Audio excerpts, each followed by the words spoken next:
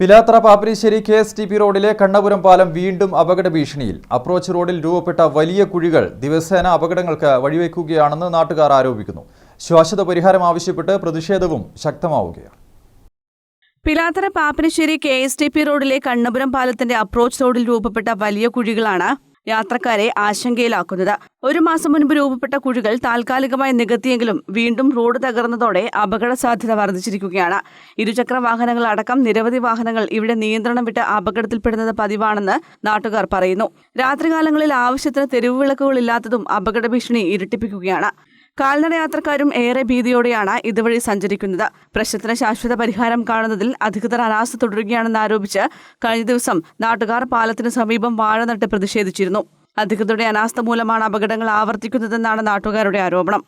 Approach road ഇപ്പോൾ കുറച്ച് ഏകദേശം ഒരു മാസമായിട്ട് വളരെ പൊളിഞ്ഞ അവസ്ഥയിലാണ്. അതിലുള്ള വിഷയം എന്ന് പറയുന്നത് ഇപ്പം നിലവിലുള്ള ബ്ലോക്ക്, അതുകൂടാതെ തന്നെ രാത്രി കാലങ്ങളിൽ വാഹനങ്ങൾ ഇത് ശ്രദ്ധിക്കാതെയായിരിക്കും കടന്നു പോകുക.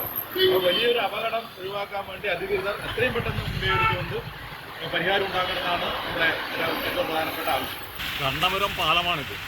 വർഷങ്ങളായി നല്ല നിലയിൽ കൊണ്ടുപോയ ഒരു പാലം തന്നെയാണ്. ഒരു 2 വർഷം മുന്നേ ചെറിയൊരു കുഴി ഉണ്ടായിരുന്നു.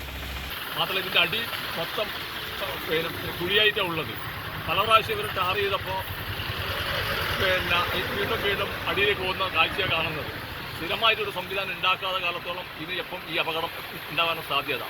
അപ്രോച്ച് റോഡ് പൂർണ്ണമായും തകർന്ന നിലയിലാണെന്നും ചരക്ക് ലോറികൾ അടക്കമുള്ള ഭാരവാഹനങ്ങൾക്ക് താൽക്കാലിക നിയന്ത്രണം ഏർപ്പെടുത്തി അടിയന്തര അറ്റകുറ്റപ്പണി നടത്തണമെന്നും നാട്ടുകാർ ആവശ്യപ്പെടുന്നു. അടിയന്തര നടപടി സ്വീകരിച്ചില്ലെങ്കിൽ ഏതു നിമിഷവും വലിയൊരു ദുരന്തം സംഭവിക്കാമെന്ന ആശങ്കയിലാണ് യാത്രക്കാർ. News bureau, Pazhayangadi.